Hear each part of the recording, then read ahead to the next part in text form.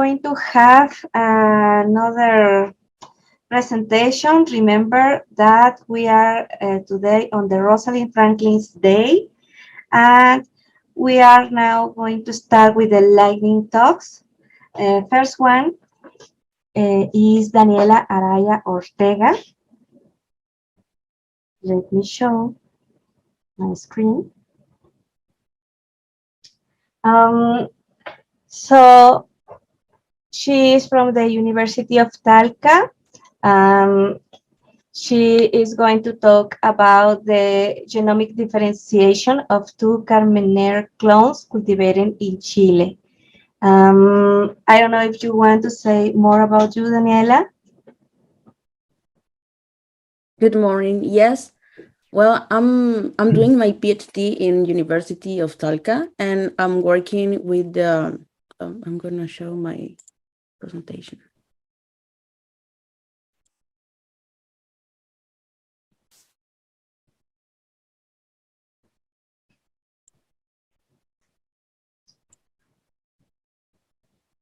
Okay. Well, I'm doing my PhD in University of Talca, and for the development of this work, I'm working with the Center for Research and Innovation of Viña Concha y Toro in Chile. And the idea of this work is to generate a methodology to obtain a set of molecular markers that allow differentiate clonal selection of the same grapevine cultivars.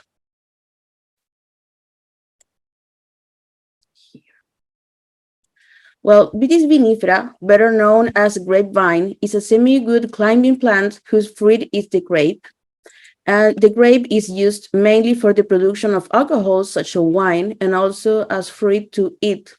Chile is one of the main wine exporters in the world, with the cultivars Cabernet Sauvignon, Merlot, and Carmener being some of the main ones. But the wine is not made from a one Cabernet Sauvignon. There are a different types such as Cabernet Sauvignon 337 or 117, and these different types are known as clonal selection of cultivars. Clonal selections are a consequence of the grapevine domestication process. A human being over the year has been generating a change in the plant until obtain the grapevine that we know today. Domestication process have a three fundamental steps. The first is sexual reproduction. The grapevine has a large proportion of heterozygous allele, so different combination of alleles can be obtained with the sexual process, as well as a different phenotype. And when the human identified plant with a particular phenotype, for example, a sweeter berry, he selected and to maintain its genotype and phenotype, he propagated asexually or vegetatively.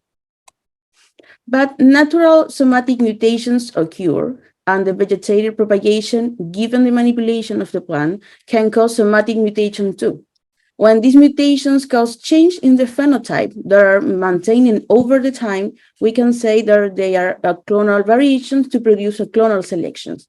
Also, the infection of plant with some pathogens can cause a stable change over the time and, as a consequence, generated a new clonal selection too.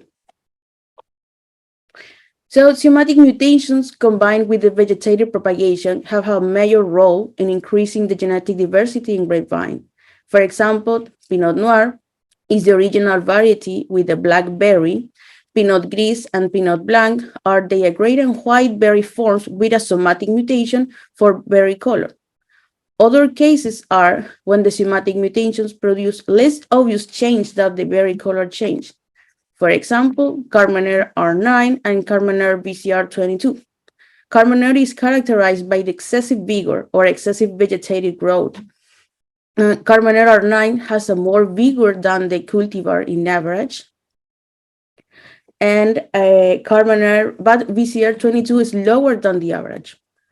Other difference between this clone is at the enological level. For example, R9 does not support a prolonged aging, but BCR22 support a medium-large aging. This type of characteristics complicate the differentiation between clonal selection, since it's necessary to wait for the plant grow to identify them.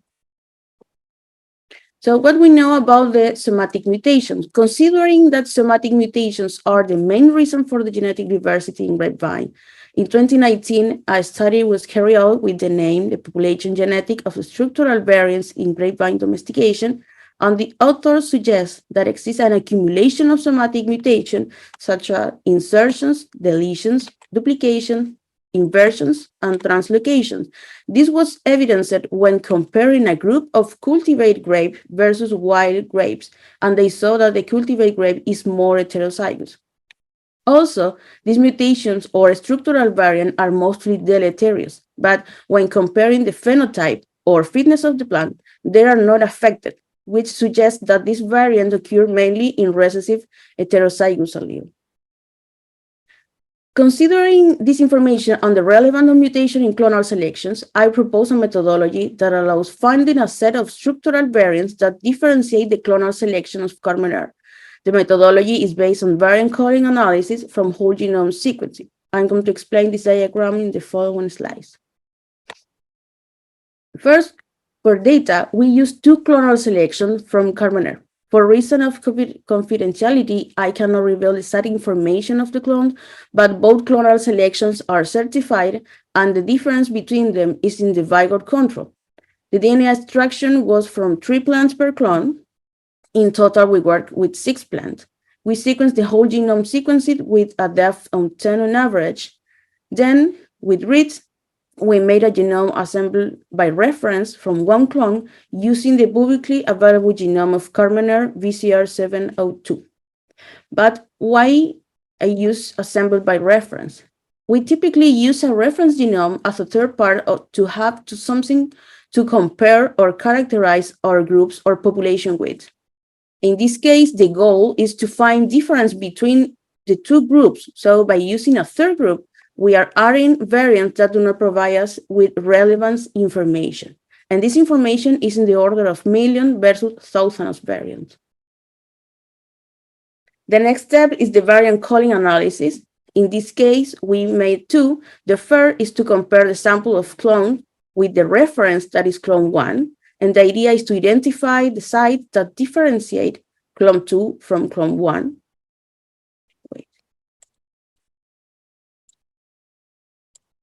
It's differentiate the clone 2 from clone 1. And the second is to obtain the genotypic information of all samples using sample of the reference clone 1 and also of clone 2. Finally, I made an intersection of both analysis and obtained a list of variants that differentiate clone 2 from clone 1 with the genotypic information.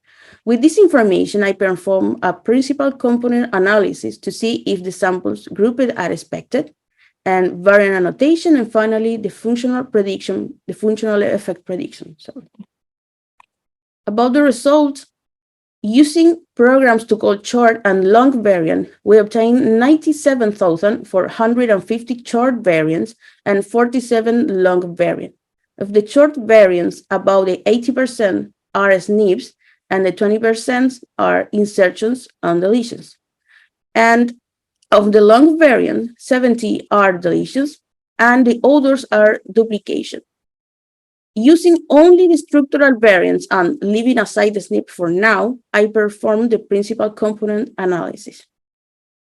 But first, a little summary about the analysis. The principal component analysis, or PCA, is a method used to reduce the dimensionality of large data sets by transforming a large set of variables into a smaller one that still contains most of the information.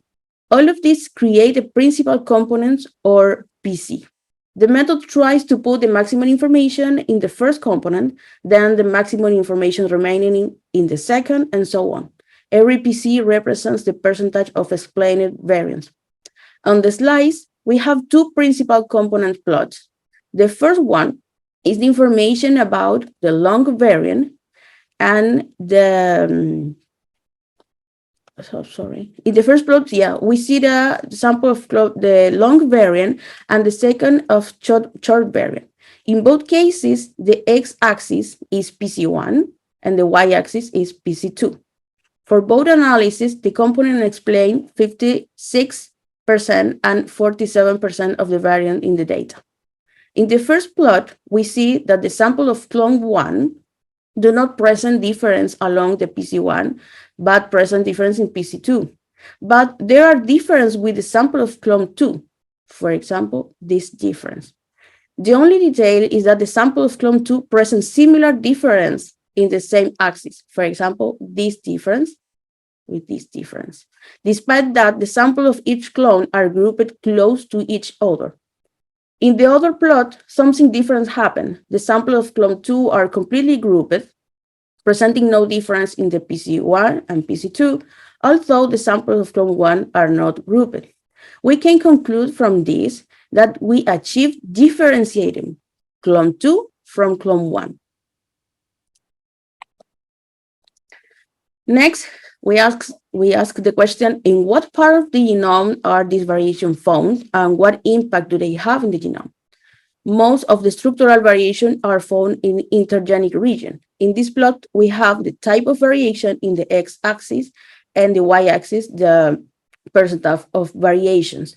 And the 80% of the short variations are in intergenic region and only 19 is in the gene regions, and 2% is in coding sequence. Now, about the impact of this variation have, we have this plot. We can classify the impact in 4 categories: high, moderate, loud, and modified. High is when the variant is assumed to have a disruptive impact in the protein. Moderate, a non-disruptive variant that might change protein effectiveness. Low, assumed to be mostly harmless or unlikely to change protein behavior. Modifier, usually non-coding variants. Considering the location of the variation, in this case, the variation have mostly modified impact.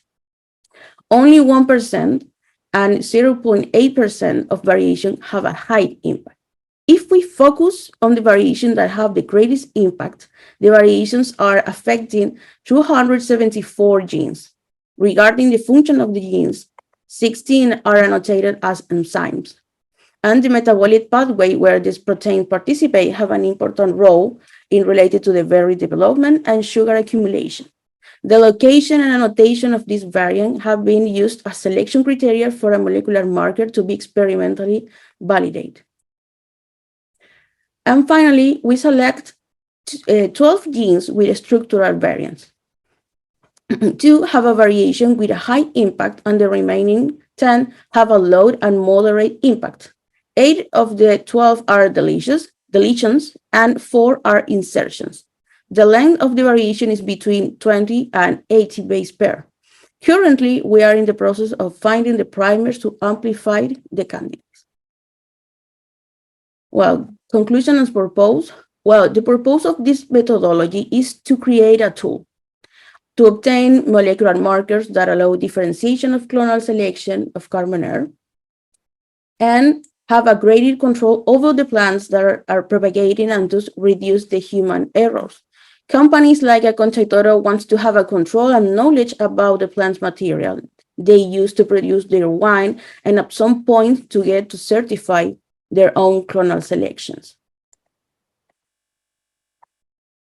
Well, thanks to Corfo and ANIT for the funding, and the Center for Research and Innovation of Viña Concha y Toro and the Center for Bioinformatics Simulation and Modeling, where I'm doing my PhD.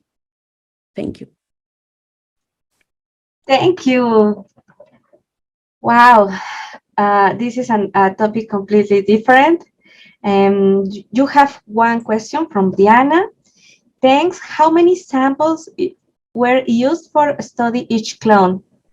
And which software was used for identify long variants? Okay, well, we use 6 samples in total, but 3 samples for each clone.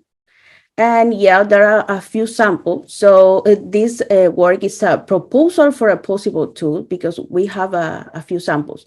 And about the software, the long variant, I use Manta, Deli, and Lumpy. And finally, I used, what is the name? I use a software to intersect the output from these three software and obtain a consensus structural variance, because this program usually are used to clinical data with a higher depth. So in this case, the recommendation of the author is use more than one software to obtain the structural variance. At the Vineyard, is possible that one clone could mix with another clone? The Vineyard is possible that one. I don't know if I understand your question, but usually when the Vanguard, for example, obtain a new clone from France, for example, they obtain a certification of this clone. But when they have when they start to propagate the plant, sometimes they are a human mistake and I confuse to the clone, or maybe you have this clone, but really you don't have this clone. So this type of tool is necessary. It's a problematic situation in Vanguard, like Concha y Toro. So yes, we can mix. I don't know if this is your question, Lea, but yes. Okay. Why is there Maria Leda said yes. Okay. Maria said, maybe I miss it, but why is it that you map your reads with two different pipelines?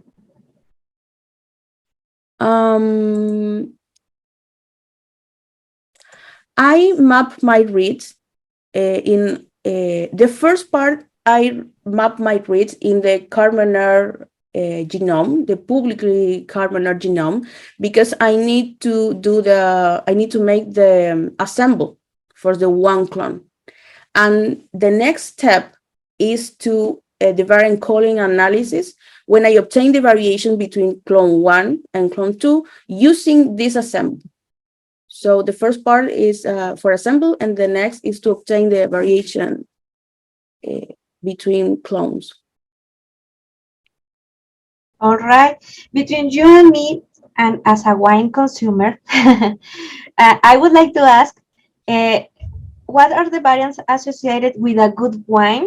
And if a transgenic were made with these variants, how much would it affect the quality? Yeah, it's a very good question, because I don't know what the variants are associated, but I know, for example, Cabernet Sauvignon 337 is a clonal selection with a pathogen, with a virus, and is the best Cabernet Sauvignon the Vanguard used to produce wine. So in this case, it's a virus, not a specific variation.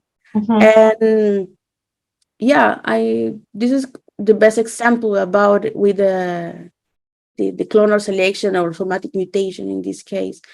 About Carmener, for example, we don't have a lot of information about the variation and the phenotypic information of this clone. So for now, we are discover these variations. Wow, this is very interesting. I'm just waiting to know your results in the future, so you can tell me which wine should I buy. Okay. Well, thank you. And well, if someone have any questions, please put on the Q&A, and I hope that she could answer there. Daniel. Okay. Well, our next speaker is Sandra.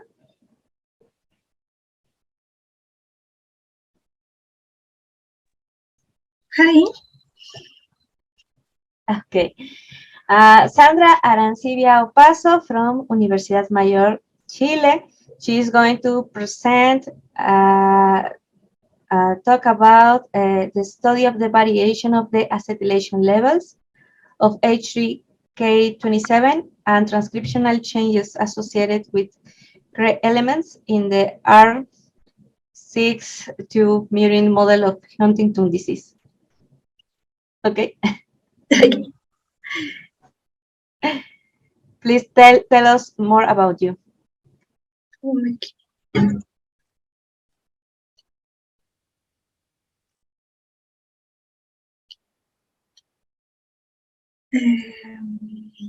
I have seen my presentation. Yes, Yes. we can see you. Yeah, and the Okay. presentation. Hello, everyone. Thanks for the opportunity to show my work. I am Sandra Silvia, and today to work present para my PhD thesis. His talk entitled a study of variation of acetylation levels of H3K27 and transcriptional change associated with CRE elements in RCS2 murine models of Huntington disease. So an introduction, I need to start talking about Huntington disease, which is a neurodegenerative disorder affecting the striatum tissue in the brain. Is characterized by triad symptoms involving movement disorder, cognitive dysfunction, and psychiatric problems. This disease has no cure. People with Huntington disease dies around the 20 years after the diagnosis. Huntington disease is produced by a mutation in the Huntington genes, which produce a protein higher concentration in nervous system and whose exactly function is unknown. In healthy people, the Huntington genes show 36 repetition of CAG segments in the first exon. So when the repetition is higher than this, we can talk about abnormal protein producing this disease. There exists a correlation between the quantity of CAG repetition and the age onset of the disease. So the higher the number of repetition, the lower the age onset of the disease. Varying from 35 to 50 years old, but in case where exists more this repetition, the age onset is around the 20 years of age. Finally, the Huntington mutation can for nuclear aggregate finally the death of million spirit neurons of the stratum. In a normal context, the Huntington disease, their genes use transcription factor is controlled by the CREB transcription factor that's bind into CRE size, and whose phosphorylation allow the binding of CBP protein. This protein, which have a histone acetyltransferase activity, being one of them the lysine 27 of string histone 3. Now in Huntington disease, the mutation of the Huntington protein along the sequestering of CBP protein, and thus blocking the formation of the CREB and CBP complex. Affecting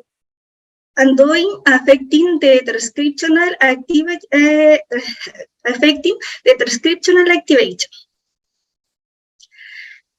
This disease has been previously described at genomic and physiological level in later stage of disease, but has not been done in juvenile condition. Under this context, there are interesting questions to solve, such as the acetylation levels of lysine 27 of histone 3 affect in the Huntington disease in early stage. If so, in the transcription mediated by CRE affect. To resolve the question, we collect the stratum tissue, the RCS2 models at 4 and 6 weeks of age, getting samples for RNA-seq and ChIP-seq experiment. Sequencing result, we analyze a similar fashion performance and quality control and training step, mapping result to mouse reference genome. In the case the RNA-seq, we perform to recones map to 8 genes, and finally differential expression analysis. In the case for ChIP-seq data, we perform a big calling step, and finally a differential enrichment analysis.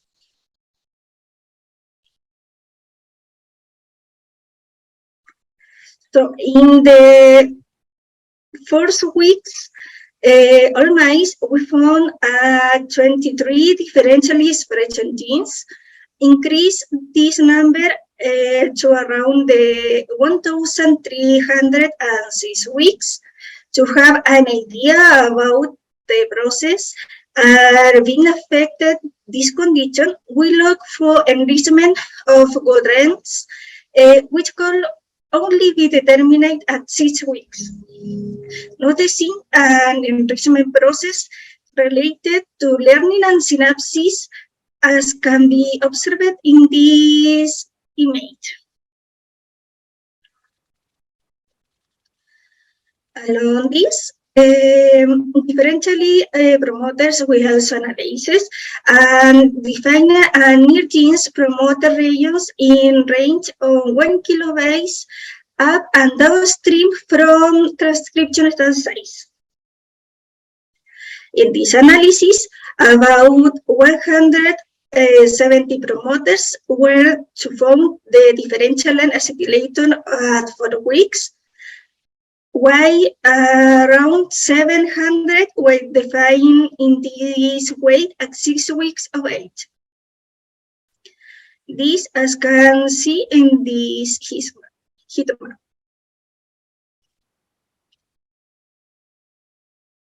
Additionally, we look for those sites, in the other words, placed in the chromatin where CREB protein bindings that present altered acetylation levels.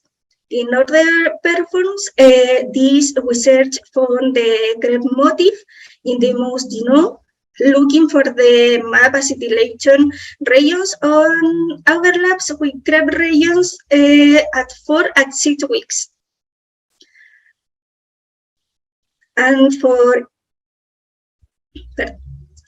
each understudy, we perform a differential acetylation enrichment analysis, which vary from 600 at 4 weeks at 1,560 weeks differentially acetylation sites. And again, to understand the role on the differentially acetylation sites, we perform enrichment analysis, notices an enrichment of process relative synapses and the both age and understudy, as can observe in this image.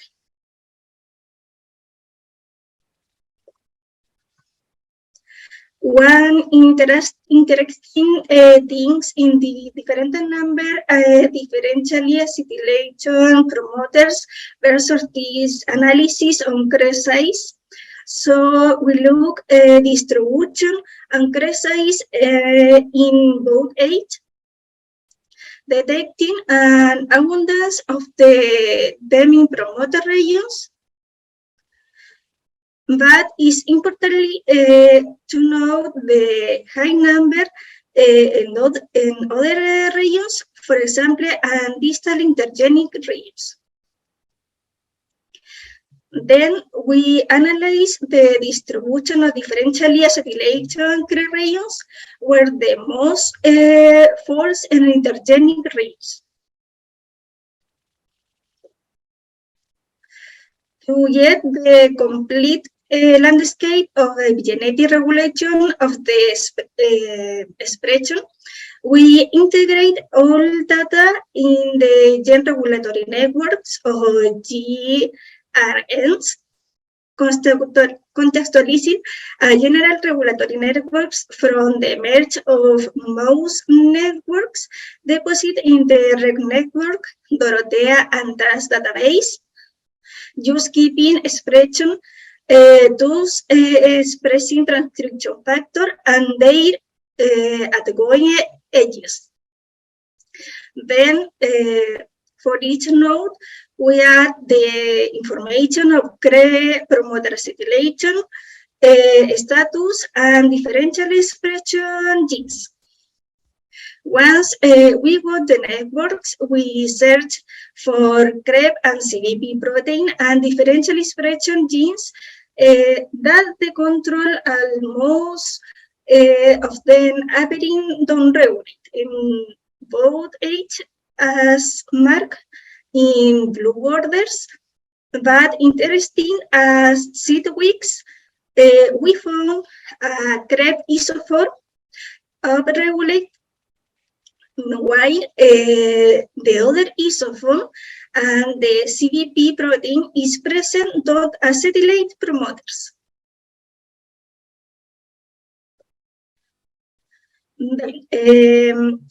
Now, how the change in the acetylation patterns could guide the gene expression, could look those genes what codify the transcription factor of non-acetylation promoters or non-acetylation CRE sites.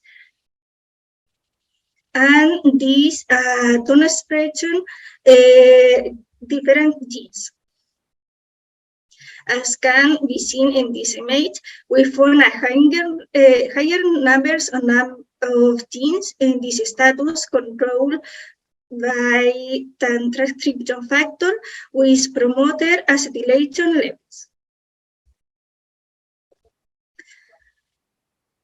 Finally, searching for those master regulator in early stage of Huntington disease, we have a selection two first nearest neighbor of age differential expression genes and in the iterative process.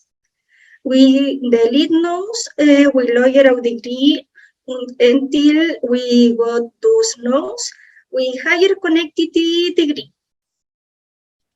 From this selection, we define master regulator to nodes that are controlling the expression of the other candidate to master regulator and the products present physical interaction. Using this methodology, just resolve master regulator at 6 weeks, and the most charted in the above condition with the begin down and up regulate. With the 3 transcription factor as K just in the case in the Huntington disease condition. As conclusion, Huntington disease is a neuropathology has no cure. Our results show that time progress from 4 or 6 weeks age. This might present an increasing number of differential expression genes. These differential expression genes are related to ion transport and learning function and related to function performed by two striatum tissue. They have the number the acetylation craze regarding genes differentially acetylation regions in the promoters. They present function related or the transcription and the neurotransmission. The integration of information into the regulatory network show the CREB CBP regulatory cascade that show directly guiding the change in paternity in expression pattern. When determining transcription factor as master regulator, again, this was only possible for mice at 6 weeks, and this transcription factor as associated cell cycle control, which could be associated with neuronal death, and the other process that occur in the context of the disease. Finally, this work consists in the first approach to determine the relationship among the epigenetic change in the Huntington disease and how it is affecting transcriptional level occurring in the early stage of Huntington disease. Finally, I would like thanks the other people who have participated in this work, Dr. Jose Contreras, Mari Sanchez, Alberto Martin, and Mauricio Saez. And thanks to the funding source, and thanks for evaluation. Wow. Well, Sandra, that's a great work. I just have one comment.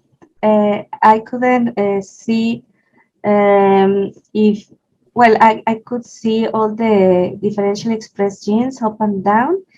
However, it was, I would like to see if the transcription factors on your network had also differences on the type of regulation, if they are activators or repressors, and if there is some kind of congruence about the regulation.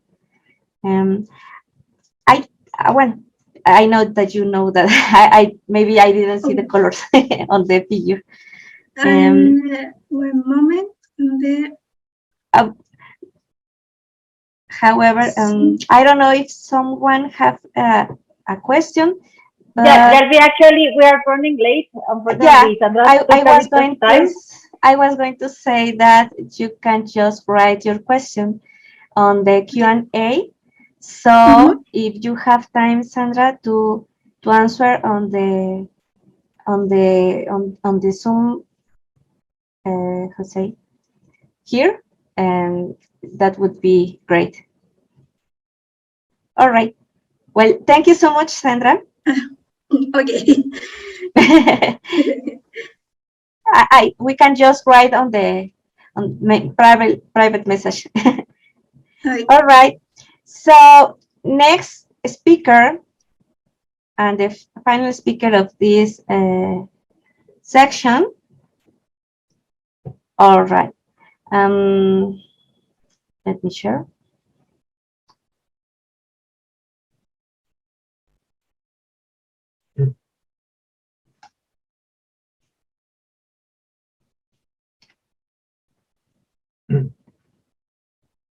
Okay, Vanessa, she's going to present this work, integrated meta-analysis of transcriptome, identifies potential therapeutic targets in patients with brain metastasis from lung adenocarcinoma. Thank you for being here. Thank you, too. Can you hear me? Yes. Okay, I will share my presentation.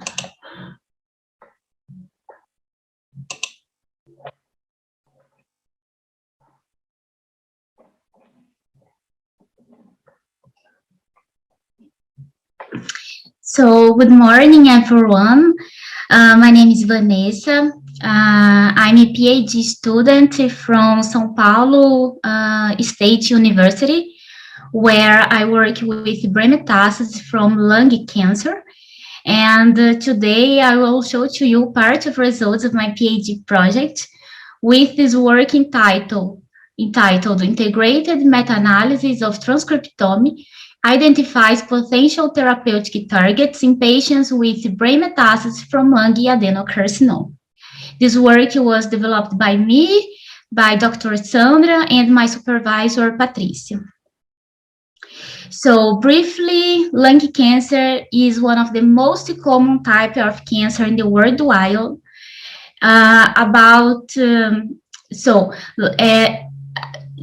Additionally, lung cancer is the leading cause of cancer mortality in the world among both sexes. How we can see in this graph, in 2020, lung cancer was responsible for more than 18% of deaths from cancer in the world. So about 79% of the patients with lung cancer have locally or advanced metastatic disease at diagnosis. And the brain metastasis is one of the main clinical complications of lung cancer. Lung cancer has other sites of metastasis, but brain is the main site of metastasis in lung cancer. Additionally, the presence of brain metastases are associated with a small prognosis due to therapeutic limitations. So, the objective of our work was to identify the transcriptomic hallmarks of brain metastases from lung adenocarcinoma, focusing on potential therapeutic applications. So to do this, we used an integrative approach based on Illumina RNA-seq and microarray. We retrieved the data from 8 public databases, which included the samples of primary tumor and brain metastasis from lung adenocarcinoma. And we retrieved the data from SRA, TCGA, ArrayExpress. We're exploring 8 public data. And the samples were allocated in 2 groups according to sequence technology. So we have a discovery set with samples from RNA-seq, and we have a validation set with samples from microarray. To RNA-seq data, we have 13 samples of brain metastasis and 11 samples from primary tumor, and 2 samples and validation set with samples of microarray. We have 63 samples from brain metastases and 77 samples of primary tumor. Then we did we found differentially expressed the genes using IGR to data from RNA-seq and LIMA to data from microarray, and we found the common differentially expressed genes between 2 cohorts. And then we use a cluster profiler to the pathway enrichment analysis, string and CytoHub, a plugin of Cytoscape to build protein-protein interaction networks. We used the CyberSort to make immune cells profile. And finally, we used Octad to screen of the drug's target. I will show to you part of my results. So first, we obtain the raw data, the sequences, and we make all the first steps, the pre-processing of samples, we using FastQC, scClean, and we mapped our reads to reference genome using STAR, and then we did differential expressed genes, differential gene expression. How you can see in this volcano plot, we found more than 4,000 differentially expressed genes. And for microarray data, we found more than 200 genes, these results were expected. And how we can see in this rate map, the samples are separated according to type of samples, brain metastasis and primary tumor here. And here, brain metastasis and primary tumor. Next, we did this Venn diagram to identify the common differentially expressed genes between 2 cohorts. And we found 166 differentially expressed genes, and we removed the genes that didn't agree in expression direction across cohorts. For example, we had genes that were upregulated in microarray data and were downregulated in RNA-seq data. So we removed these differentially expressed genes. Finally, we found 102 differentially expressed genes, and we used these genes to next steps of our analysis. So this is a pathway enrichment analysis, and we can see that these 102 genes were associated with pathways involving to immune system, like TA1 and TA2 cell differentiation, T8-17 cell differentiation, cytokine receptor. And after obtaining these results, we make a construction of the protein-protein interaction network using string, and then we identify the hub genes of this network. So here we can see that the network of the genes related to brain metastasis has a PPI enrichment which p-value less than 0.05. These results indicate that the proteins are significantly biologically connected. And once we obtain these results, we used this data as input to CytoHub, a plugin of Cytoscape. This tool allows us to identify the central elements of these biological networks, and we found these genes as central elements of this network. How you can see all of these genes were downregulated in both of the types of technology, RNA-seq and microarray. When we did the pathway enrichment analysis, again, we can see that these genes were associated with immunological pathways like toll-like receptor, T8-17 cell differentiation, TNF signaling pathway. And once we obtain these results, we are exploring the immunological infiltrated using CyberSort. Here you can see the composition of infiltrating immune cells in brain metastasis and primary tumor. And in these graphs, in these bar graphs, we can see that there are differences between immune cells infiltration, like dendritic cells and neutrophils between two groups, brain metastasis and primary tumor. Then we exploring the association between the expression of the hub genes and the infiltration of immune cells. And in this heat map, you can see that. And this heat map shows the correlation between the expression of hub genes and immune cells infiltration.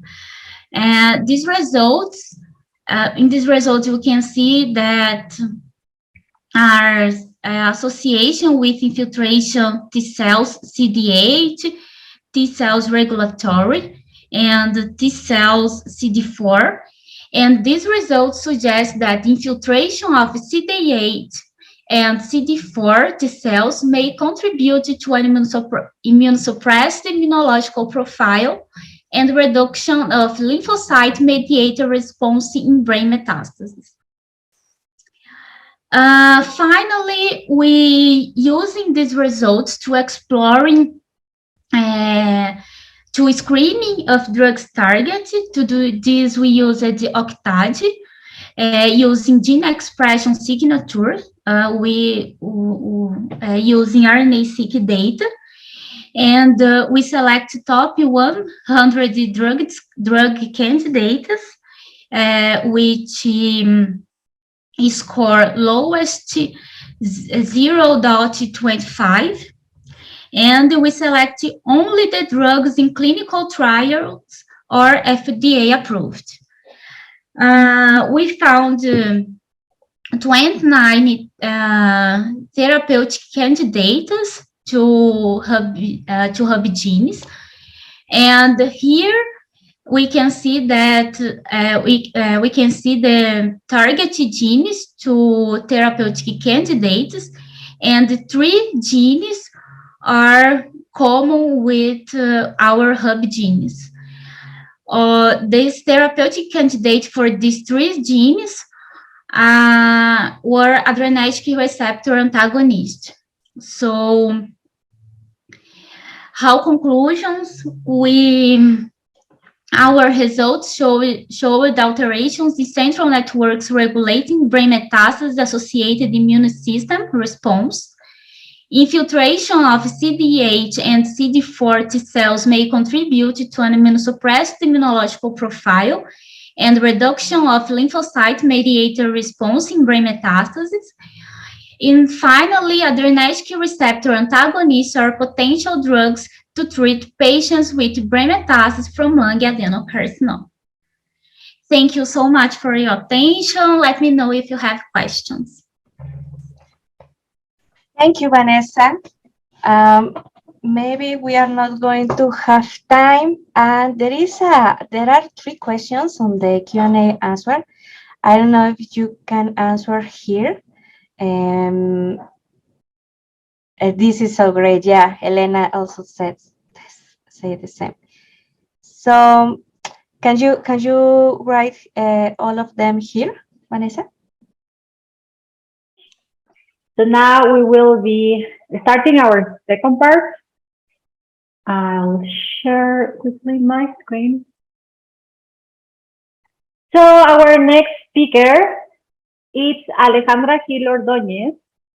And she's coming from the Universidad del Valle in Colombia, and she will talk about metagenomics of sedimentary prokaryotes through a salinity gradient in the Colombian Pacific. So thank you for being here, Alejandra. You can share your screen now. Okay. I'm trying, but it says that the amphitryon didn't allow me. I don't know. Yes, you should be able to do it. Do you have any issues? Yes, I can't share it. It says that it's inhabit the function to share the screens for me.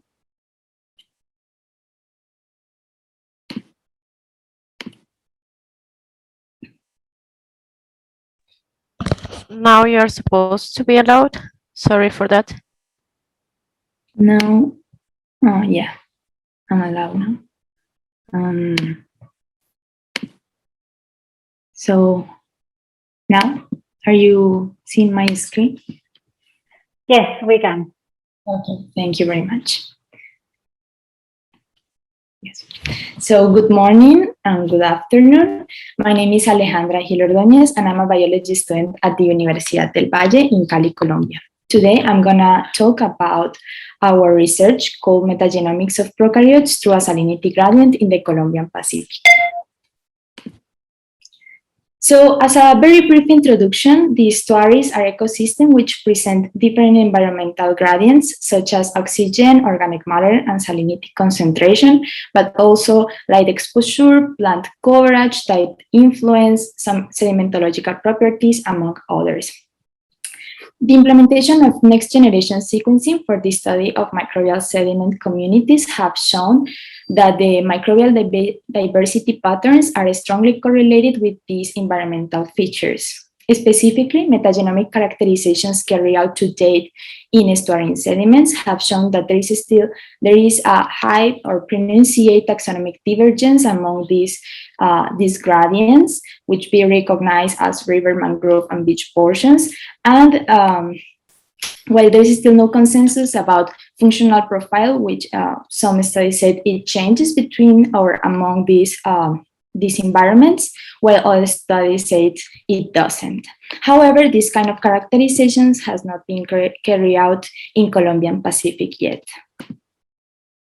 So the aim of this study was to analyze the prokaryotic distribution in sediment through a salinity gradient in the Colombian Pacific, specifically exploring taxonomic and functional profile and its relationship with the environmental features, with some environmental features. This study was carried out in Colombian Pacific coast. We can see here that Colombia shares ocean or has coast with Pacific and Caribbean oceans and sea, but we are going to focus in Pacific Ocean, specifically in Buenaventura municipality. And we collect samples for 3 points from river to coastline, taking into account 2 repetitions per point. At each point, we collect the first 20 centimeters of sediment. For metagenomic characterization, we isolate 2 grams with its replica, and then we mix those sediments and collect 1 kilogram for chemical analysis of that sediment and 125 millimeters of water for physicochemical evaluation. Genomic DNA was extracted using DNA Easy Power Soil Kit, quantified with QE2, and sequence using Illumina Novasec 6000 system platform, obtaining parent reads of 150 base pairs. For bioinformatic work, we began with quality control using FastQC, and we remove the adapters using QtAdapt. Then we proceed with assembly using MegaHit, and we meet some quality control of those contigs. We filter those contigs of less than 100, 450 base pairs. Next, we calculate some mapping stats in order to perform binding using BWA and SAM tools, and we extract the table information of coverage and depth using sequence using in-house bash, some in-house bash. With those QC contigs and tables, we proceed with binding, and we use MetaBat2 and MaxBin for this purpose. Then those bins were replicate using DAS tools and align against the non-redundant NCBI database using Diamond. Finally, we explore these results using Megan6. For each data matrix, we perform different analyses, which include the calculation of diversity indexes, the calculation of differential abundance taxa, and some multivariate analysis. Regarding to the abiotic characterization, from river to coastline, we found the increase of salinity and pH as we expect, the decrease of metal ions concentration, and among those portions, we found the highest nutrient concentration in mangrove sediment. Other features that we see but we did not formally measure were light exposure, plant coverage, and also tide influence. In taxonomic characterization, we found that based on Otus distribution, it's possible to infer that the exchange between mangrove and beach portion was intense, since they share actually 64 Otus, while river portion and the high abundance of exclusive Otus in river portion, 85, suggests that this environment remains isolated from mangrove beach portion. This pattern could be explained, at least partially, for tide influence. Regarding to alpha diversity, none of the alpha diversity indexes present a significant difference among the environments. However, some environmental features present significant correlation with observed richness, specifically positive correlation with cation exchange capacity, which is an indirect measure of nutrient availability, electroconductivity, which is an indirect measure of salinity in sediment, and pH, and negative correlation with the highest iron and aluminum concentration. Thus, we can infer that these environmental factors are more correlated with microbial diversity patterns than other that we measure. Plotting the distribution by phylum, the 8 most abundant phyla in bacteria account for 85.55% of the total assignments, while plotting the 3 phyla recognized only account for 0.02% of the total assignments. In bacteria, this proportion of phylum has also been reported in other studies of marine and coast sediments. The predominance of proteobacteria in all these in all the environments, and the high proportion of actinobacteria, acidobacteria, and chlorophyll too. In archaea, the high concentration of the high abundance of Taumarchaeota and Euryarchaeota has also been reported in other estuarine sediments studies. Regarding to the most abundant genera, the predominance of Anaeromyxobacter in river was observed. This genus can reduce different metals, which coincides with the metal ions concentration in this environment. In mangrove, we observe the highest proportion of Illumatobacter, an anaerobic genus which is common in shallow waters and estuarine sediments. And finally, even though the sediment of the coast sediment did not present dramatic genus dominance, Rhodomicrobium stands out in this genus composition because it was exclusively occurs in this environment. And this is possibly because Rhodomicrobium is a photosynthetic bacteria which can oxidize some reducing sulfur compounds. So as beach was the portion or the environment with highest light exposure, it has sense that Rhodomicrobium only occurs in this environment. Based on the Val test, the following species were found to differentially abundance in by condition, abundance per condition. Most are shared between mangrove and beach, except for those marked with an asterisk. Plotting these species into a multivariate analysis that include some of the environmental measures, we can observe that the first axis separate the samples, river samples from sand and mangrove samples, and the second axis group the replicates per samples. Also, we can observe that river samples were grouped with the highest metal ions values. The sand samples were grouped with the highest salinity value and pH alkaline, and mangrove samples were grouped with some nutrients such as zinc, sulfur, and phosphate. Regarding the general and functional profile, it presents a high similarity among the environments.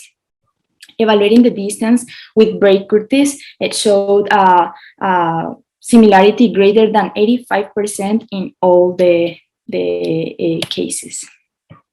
Digging deeper into the functional profile, we found that the genes related to carbon assimilation process, there is difference between the catabolisms and anabolisms. We can see that catabolisms process predominate over anabolisms process, and inside catabolisms, aerobic process predominate over anaerobic process. Using the taxonomic information, we can infer that the catabolic process are maybe carried out by some saprophytic bacteria groups, such as Actinobacteria, Bacteroidetes, and Flavobacteriaceae, while carbon fixation may be carried out by some sulfate oxidizing bacteria, such as Chromatiales. Regarding nitrogen metabolism, all environments contribute in similar proportion to the nitrogen cycle, and these processes are in less proportion than sulfur and phosphate ones. At taxonomic level, we found a higher abundance of diazotrophs, specifically Bradyrhizobium genus, in river environment, possibly associated with mangrove roots. But also we identify other groups that participate in nitrogen cycles, such as Nitrosomonadales, Nitrospira, Pseudomonas. On the other hand, the high content of organic matter and sulfur in mangrove have been related to the proliferation of sulfate-reducing and sulfate-oxidizing bacteria. Suboxic species, created at least partially by the catabolic process of organic matter decomposition, favor the proliferation of sulfate-reducing bacteria, such as the Sulfobacterales one, and at the same time, the biogenic and environmental sulfur content favor the proliferation of sulfate-oxidizing bacteria, such as Chromatiales group again. Finally, solar incidence on the beach favor the proliferation of sulfur purple and non-sulfur purple bacteria. The sulfur purple bacteria, such as Chromatiales, proliferates in surface sediments with higher or greater exposure to sunlight, while non-sulfur purple bacteria proliferates in deeper sediments. Well, as conclusions, the river, mangrove, and beach microbial communities in the estuarine sediments of the Colombian Pacific differ in their taxonomic composition, especially mangrove beach complex and river versus river ones, and their metabolic contribution related to biogeochemical cycles and their distribution through the river beach transit is related significantly with sediment salinity, metal ion content, pH, and nutrient availability. This work was carried out thanks to the postdoctoral fellowship award to Diana Lopez Alvarez by the Universidad del Valle Research Vice-Rectory and the National Financing Fund for Science, Technology and Innovation Francisco José Caldas of MinCiencias. Also, we want to thanks to the other institutions that participate in different parts of this research work, thanks to our team that participate in this work. And thanks to you for listening to me and for inviting me to talk today. Thanks, Alejandra. It was really nice work. There's one question, it's a bit more technical, so maybe can you quickly answer this that is more on the results from your work. So how do you see these interactions also with the pollution in different regions? So I'm not sure you talked about that so deeply, but and also, can this information be used towards recovery of these polluted regions? Are you asking me how these groups, or what is the relationship between the selection factors? Yeah, exactly. The bacteria that are there and the pollution of the places you sample. Pollutions or evolution? Pollution. There is no where with our data, with our environmental data, we can contrast these environmental data or yes, like the critical values. We contrast our measures with the critical values report in some reference guides for detect some pollution, taking into account that Buenaventura is the most important port in Colombia, and there is a lot of traffic of ships traffic. So maybe and tourism too. So we maybe could think that there is some pollutants in the environment, but we did not found that any of the maybe the measures can be out of the range of the critical values that other guides have reported. Not even the heavy metals ions. Thanks, Alejandra. In the Q&A, there is a question from Julia Moreno regarding how did you produce the very nice flow chart regarding your bioinformatics work. So it's a bit more technical, but we're also here to share how we work. So if you can share the tools that you use for this, would be amazing.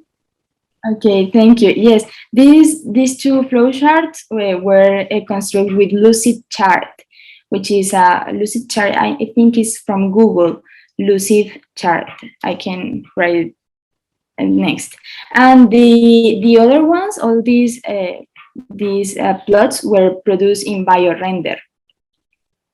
Perfect. Thank you, Alejandra. So we can move on now to our next speaker. Um, so now we have Andrea Ros Orozco, who will be talking today about the detection of mutations associated with beta-qualine resistance in Mycobacterium tuberculosis in Latin American countries. And she's from the Universidad Politécnica of Sinaloa here in Mexico. So thank you. Can you share your screen, please? Thank you.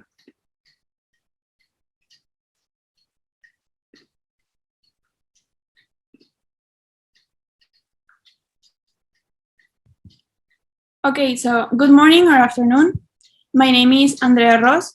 I am part of the Biomedicine and Molecular Biology Laboratory at the Polytechnic University of Sinaloa in Mexico. And today I am going to talk about a project, detection of mutations associated with beta-qualine resistance in Mycobacterium tuberculosis in Latin American countries. Tuberculosis is the 13th leading cause of death globally and is currently the deadliest infectious disease only after COVID-19.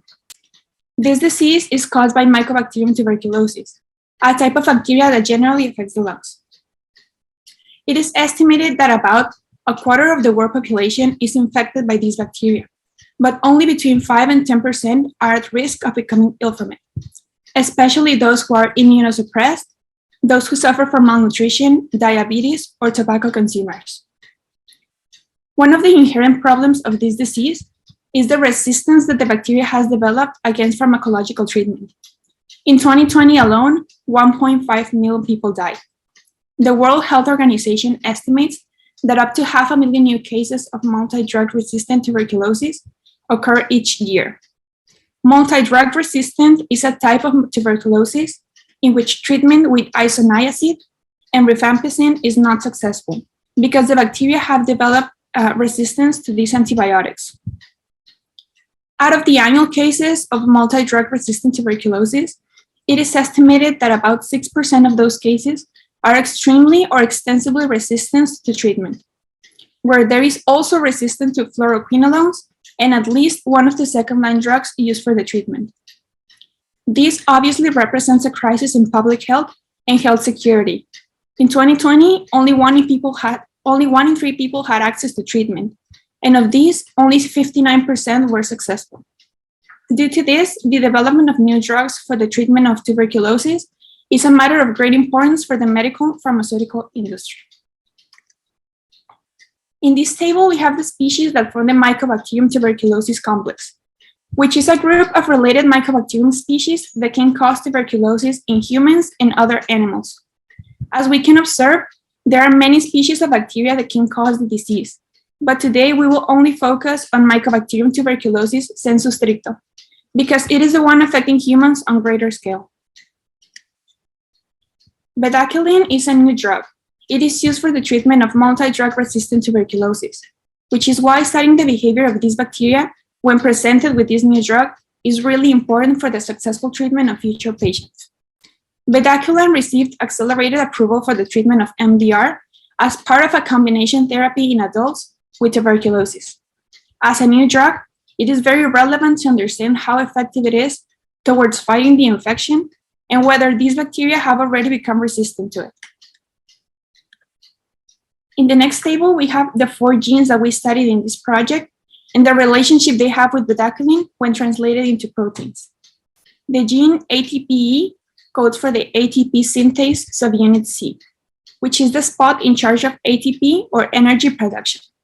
Bedaquiline has affinity for the ATP synthase complex and binds at the interface of A and C subunits and blocks the entire process of ATP synthesis.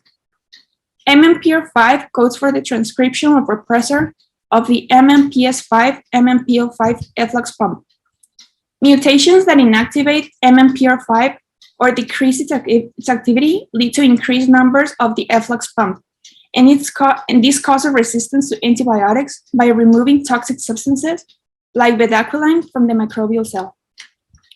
PEPQ codes for an aminopeptidase, and according to the study cited below in this slide, PEPQ mutations can be related to higher antibiotic efflux, not linked to the overexpression of MLPL5 and NMPN5. Finally, the promoter region of MMPR5 ensures the correct transcription of this gene. Sometimes when you are looking for mutations, they might not be in the coding region, but are actually in the promoter region. And they can cause similar complications like the ones you would expect to see for the actual gene. So the objective of this study was to detect mutations present in samples of Mycobacterium tuberculosis sensu stricto associated with resistance to bedaquiline in Latin American countries. The methodology we followed in order to achieve this started with the collection of 8,538 samples of Mycobacterium tuberculosis sensu stricto from 4 Latin American countries from the NCBI's Sequence Read Archive or SRA database. We collected Mexican, Peruvian, Guatemalan, and Panamanian samples, as we can observe in the map presented on the screen. We extracted those samples using the SRA toolkit with the help of a script developed by the lab team, which also converted the sequences from raw data into amino-acidic sequences. After that, using Mega 11, the extraction, alignment, and analysis of the samples was carried out once they were translated into protein sequences. After the sequences were aligned, the variable regions were searched and identified to examine point mutations that might be of interest for this project. Phylogenetic trees were also made in Mega using the maximum likelihood method, since this is the most robust and has the greatest acceptance within the scientific community. For this, a bootstrap value of 1,000 repetitions was taken, since this is the recommended golden value. Finally, samples with variation were analyzed in TB Profiler to identify the type of resistance that was present. In total, we found 27 mutations associated with antibiotic resistance in Mycobacterium tuberculosis. Among them, 11 were found in the MMPR5 gene, with a percentage of mutation among the samples of 2.21%. For PEPQ, 12 mutations were found, with a percentage of mutation among the samples of 1.19%. 3 mutations were identified in ATPE with 0.13% mutation, and only 1 mutation was found in the promoter region of the MMPR5 gene, with only 0.05% mutation. Of the data analyzed, 99% of the samples were mutated when they were Peruvian, and only 1% of the Mexican samples were found to be mutated. In the table shown in the right of this in the screen, we observe the amino-acidic change produced when where the mutations were found. Inside the parentheses, we have the number of mutated samples that presented such change. It is very interesting to notice how the majority of the mutations observed are in the MMPR5 and PEPQ genes, both associated with the efflux pump, related closely to antibacterial resistance by the overexpression of said pump and the quick elimination of the drug from the microbial system. We can also observe little mutation rate of the ATPE gene, which is good if we consider this is the actual mechanism bedaquiline uses to attack the infection by inactivating the bacteria's production of ATP. Yet we are seeing mutations starting to happen. In this slide, we observe the phylogenetic tree obtained with all the samples. The numbers that we see next to each grouping indicate the percentage of repetitions in which the cluster was formed. The samples that are in the left part without grouping are those that did not show any mutations. Independent branches are those that presented one or more mutations but did not share them with any other sample strain. In the lower part, the scale is observed, which indicates the evolutionary distance, which shows the nucleotide substitutions per site. In this tree, we have 5 clusters formed, the biggest one consisting of 20 Peruvian samples. And as we can observe, all clusters are formed exclusively of Peruvian samples, as Mexican, Guatemalan, and Panamanian samples are independent without mutation among them. When introducing the run ID of each of the mutated samples in TB Profiler, we found that for the MMPR5 gene only, 4 samples presented pre-XDR or extensive drug resistance to a wide variety of antibiotics, including fluoroquinolones and second-line drugs. 1 sample presented pre-MDR resistance to isoniazid. Another sample also presented MDR caused by the resistance to isoniazid and rifampicin. And one last sample showed sensitivity to antibiotics, but no resistance was shown. In conclusion, since bedaquiline is a new drug that has begun to be used for the treatment of tuberculosis, the early identification of mutations associated with antibiotic resistance is of great relevance. Since resistance to bedaquiline was not predicted in TB profiler, we can assume that these mutations have not been previously described. So it is very important to conduct a more in-depth research of these findings.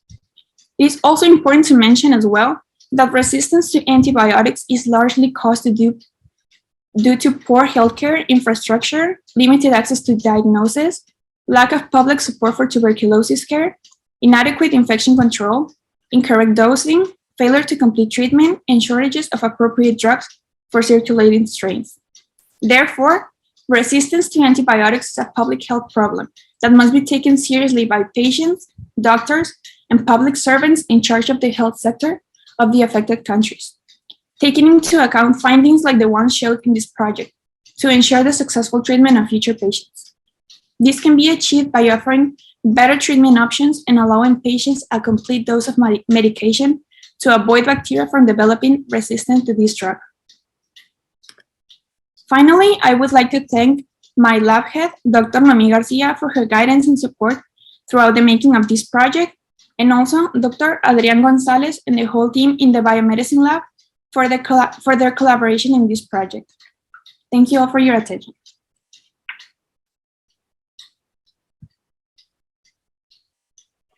Thanks, Andrea, for a very, very nice presentation. Amazing work.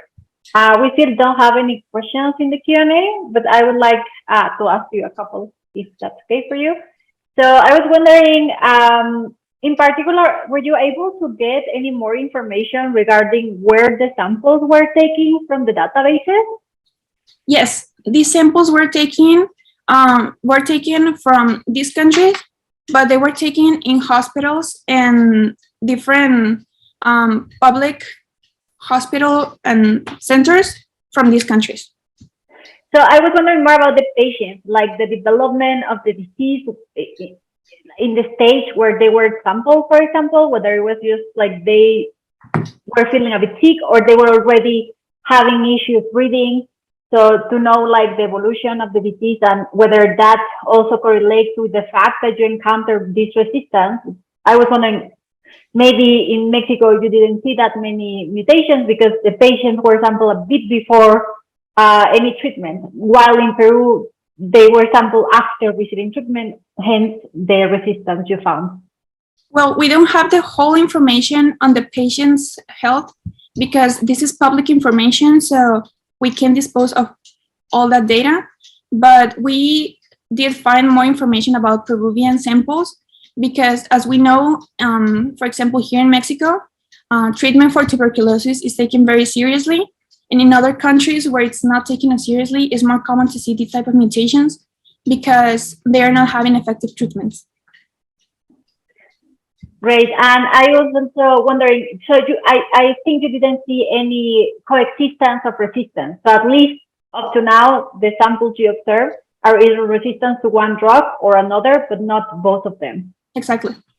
Okay, at least that's good. Good, Andrea.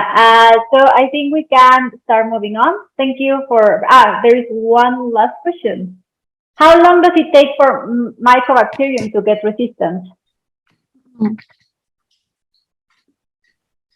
So it's in the 1+, but so do you know how long would it take for mycobacterium to be resistant to a drug? So maybe from culture you can assess that. It would depend. For example, this medication was approved in 2012, and we are already starting to see resistance. Obviously, we can't predict 100% when this resistance will occur, but it will depend on the treatment and if the patient is taking the medication correctly. It depends on how well the treatment is taken so that the bacteria will not be resistant. Thank you, Andrea. And there is one last question about the interactions between gene and environment. Did you look into that? Mm. This a bit, again, maybe more related to the data that is not available always in databases, that is like where the samples were taken, so it's very hard to assess, so I could understand that. Yeah, I'm sorry. The project is right now in its initial stages, so of course if we had access to the database with more information about the patients and their environment, maybe we could make a relation with this data and find a correlation about with genes and the environment. So maybe this is something we can look further in the future. Great, thank you, Andrea. So we can now move on to our next speaker. So, sorry, I missed it. Sorry. So now we have Natalia Cutone. Hope I said that correctly. And she will talk today about evolutive islands, the comparative genomics of yeast for ethanol production in Brazil.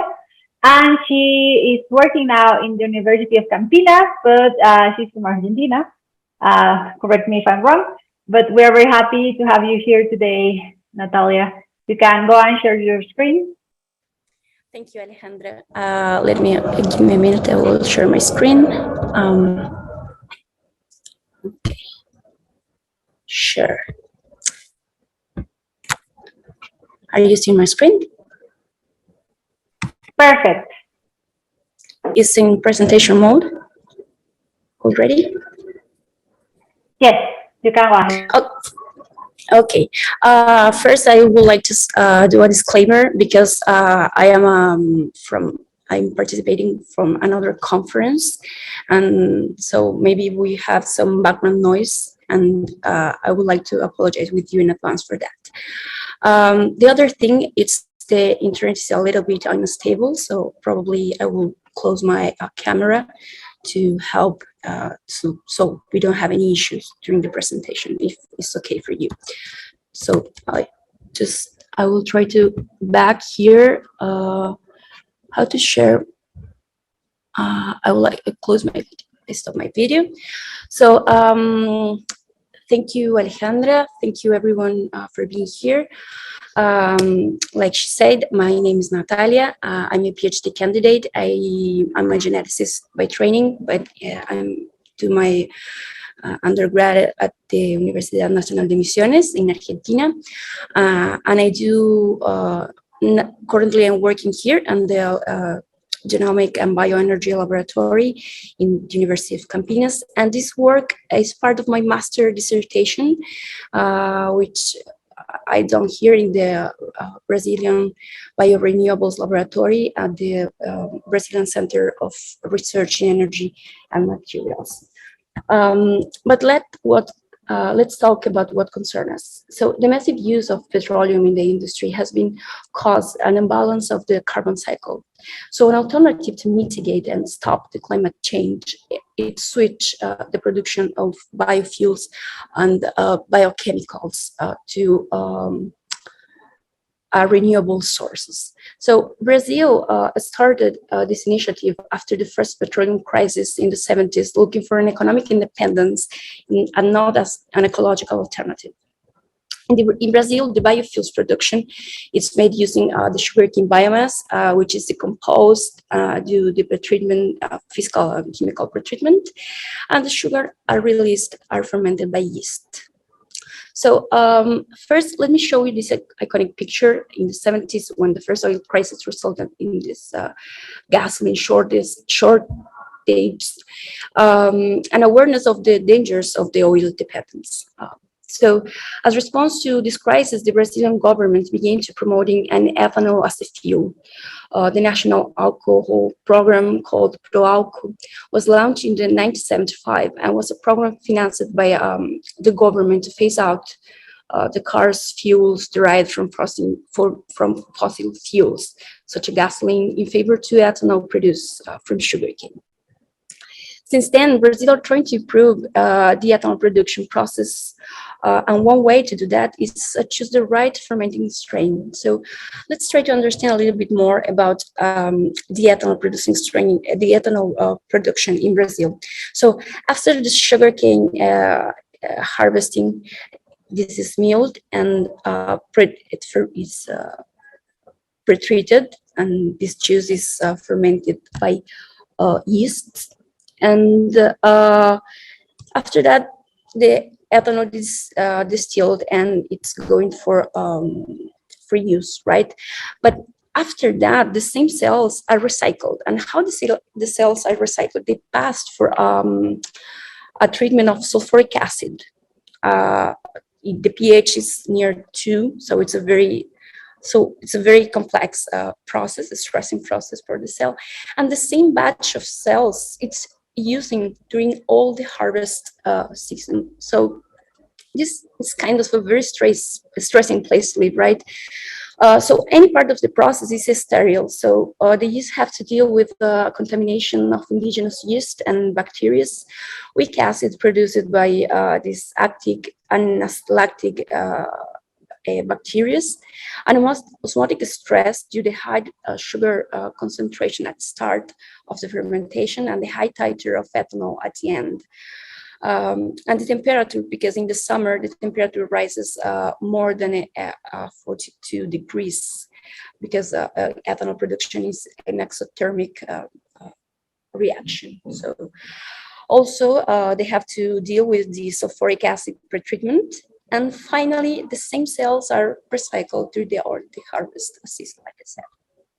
So the main goal of this project was to verify the similarities and differences at the genomic level, common to industrial strains, in particular to Brazilian strains, and how this can help us to understand the physiology. So imagine all these stresses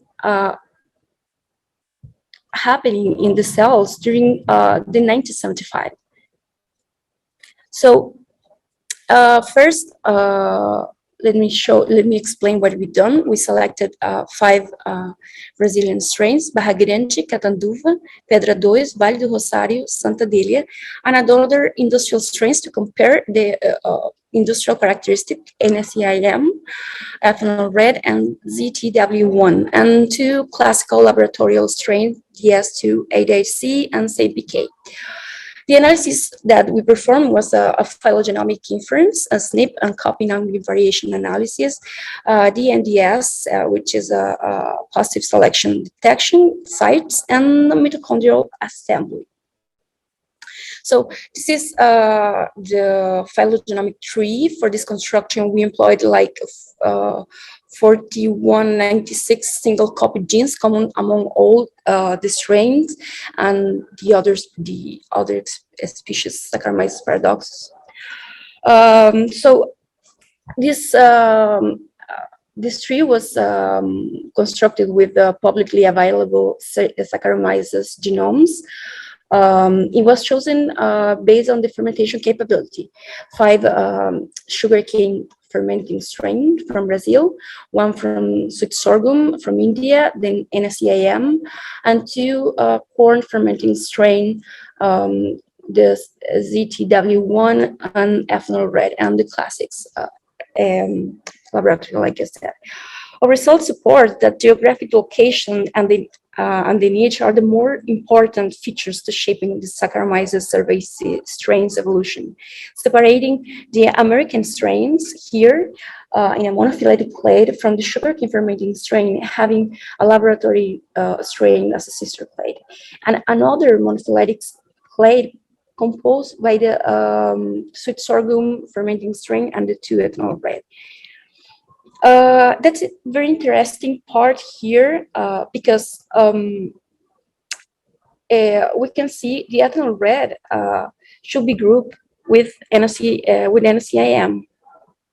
So, and we see that probably it's very important, not only the geographical origin, also the probably what they are consuming to produce the ethanol, right? So we also do an evaluation of families under positive selection. So the radius sites evolution measure the proportion of non-synonymous and synonymous change. So when we have the omega equal to 1, we have neutral conditions. So the site is known under any kind of selection. When we have an omega smaller than 1, we have a negative selection. So any change that is producing in the site is quickly removed by the selection, by the natural selection. And when we have an omega bigger than 1, we have what we call a positive selection. So it's a site where it's with the strain are accumulating a lot of mutation. The natural selection are allowing this kind of mutation, this variability, right? So we found a lot of families with evidence of positive selection in industrial strain, but we only evaluated the 161 Brazilian families. So this is in this table we can see several families which are all very important and key genes for dealing with stress, like heat shock proteins, chaperone, ferric reductases. I will explain a little bit more in a moment. Glutathione oxidoreductases, iron transporters, and ABC transporter for detoxification, and again, chaperones. So here we have in this graphic several, I'll bring just 3 different graphic. The family, these 3 families, this is the family corresponding to the gene CTR3, which is a high affinity copper transporter located in the cellular membrane. Since the biological importance of the copper, which acts as a cofactor in several enzymes. For example, the CSOD1, which is essential in oxidative stress tolerance, and the others, and are 3 orthogroups. We are showing just 2 here, but we found 3 orthogroups of metalloreductases of the family of the iron metalloreductases. All this protein are located in the plasma membrane and can reduce ferric iron and salts to ferrous form. So what is that important? Because the sugarcane juice has a high concentration of iron on it, and iron is it's important and it's really necessary for the cell, but a lot of iron can trigger a lot of response, stress response on the cell, because can produce reactive oxygen species. So I'm passing very quickly for the results, but of course, if any have any question or want know anything more, can write me before. So we do an SNP assessment. So basically, SNP is a single nucleotide polymorphism. So we have several sequences. We do an alignment, and we see sites with different variants. So we use just a Brazilian strain, ethanol red, and these laboratory strains. That's why, because we don't have available all the reads for the strain. So we, in the other strain, we just had the assembly genome and not the reads.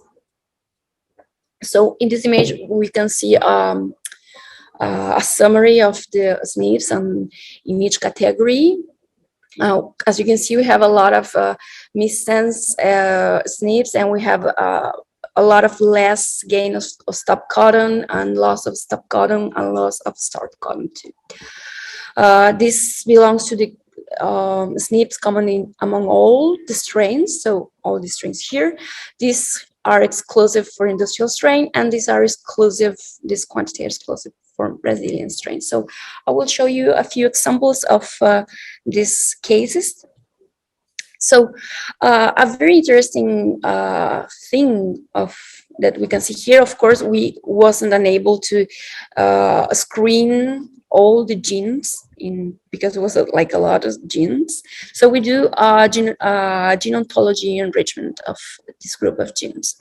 And we discovered that two SNPs which are common in all the industrial strain, and with a group of SNP was located in related to nitrogen assimilation, which is are an essential nutrient, and deprivation activate apoptosis and a lot of damage pathway, and is the main nutritional deficiency. And also different kind of compounds in the cell can help to the cell to survive. So the nitrogen assimilation has a lot of mutation which are allowed in these genes, probably in not, and all this, I want to say again, all this SNP that we'll bring here are in active sites. So that's the important part. And another group of, the other group of enriched genes was the membrane modification. The membrane, as you can know, as already know, it's a highly dynamic part of the cell, and it's related to sterile transport, and the quantity of different, these sterols can affect the fluidity and the permeability of this membrane. And it's associated with ethanol tolerance and another stresses during the fermentation. And some interesting common SNPs among the cells was the Brazilian strain. So all the Brazilian strains have these two SNPs, for example. One is the nitrulase. It was a loss of stop codon. So the nitrulase, basically, this enzyme takes part of the nitrile decomposition, which is a cyanide derivative compound. So it's a very, this nitrile, it's a very common compound in cell wall plants like sugarcane, and the strain S288C has a premature stop codon. So if our cells lost this stop codon, probably this is an active enzyme here. That's a very interesting thing, right? And the other is the CRT10. Well, I'm very short with the time, so it's involving regulation of ribonucleotide. No one knows exactly how it works, but the new mutant showed increases to hydroxyurea resistance. So hydroxyurea doesn't interest much for us, but the hydroxyurea causes oxidative stress, which is pretty much what the Brazilian strain passed during the fermentation. So finally, I would like to show this result with the mitochondria. When I was assembling the BG1 was part of my master dissertation too, so we sequenced and assembled as part of my master, and then we decided to compare with the others. But when I tried to assemble the mitochondrial genome, I thought that's a very highly fragmented, oh my God, the time's up. It's a very highly fragmented genome. So the first thing that I thought that was an error in the assembly. So I tried to several ways, and I tried to do an assembly of the mitochondria with all reads of the sequence of the Illumina sequencing, and never worked. So when I started to work with the other strains, I thought that Catanduva 1 and Val do Rosario 1 also, they have the same fragmented mitochondrial genome. And it's very interesting because the only part that are missing is the intergenic regions. So maybe that is not an error, and it's just an genome optimization. So finally, I would like to give some take-home message. So basically, the phylogenetic analysis shows the strains are grouped by geographical regions and according to the fermentation biomass. The analysis of the SNPs showed that the industrial strains have a great similarity between them. The number of genes, families of industrial strain very conserved, which suggests recent divergence. I didn't show anything of the expansion and retractions in genes family because I don't have so much time, and also wasn't very interesting because, like I just said, was very similar and the genes wasn't that much interesting, because this in evolutive time this divergence is not that old, it's relatively recent. So the NDS analysis show again that the genes with positive selection are related to stressful situations. And the resilient strain have a fragmented mitochondrial genome with the absence on intergenic regions, will suggest genome optimization or a sequencing error. But it's funny because all these strains were independent sequencing, so that will be like a lot of independent errors. So finally, the fermentation vats are places that promote selection of some alteration in the yeast due to strong pressures to which the cells are exposed. Finally, I would like to say thank you to this incredible team. Sheila, Juliana, both are Julianas, Juliana Jose and Juliana Velasco, Marcelo and Diego was really important people to participate in this work. Our teams, the LNBR team and the LGI group 2. So, of course, the funding, FAPESP, CNPq, CAPES, o Laboratório de Computação Científica, and the LNBR. I don't know if I would say so. As a final things, I would like to do a reflection. So, with this phrase of the great grace hopes, humans are allergic to change. We love to say we always done this way. So I try to fight that. That's why I have a clock on my wall that runs counterclockwise. So I would like to say thank you for the organization because I think that's a kind of initiative to promote women in bioinformatics and data science are being really important for me too. So I'm really happy to be participating here with all of you. And I want to say thank you for the invitation and the possibility to be here again. Thanks, Natalia. Thank you to all you. So we have to move on now. Unfortunately, you ran out of time for your Q&A. You do have some questions. I invite you to type the answers to them. So thank you very much. Thank you very much.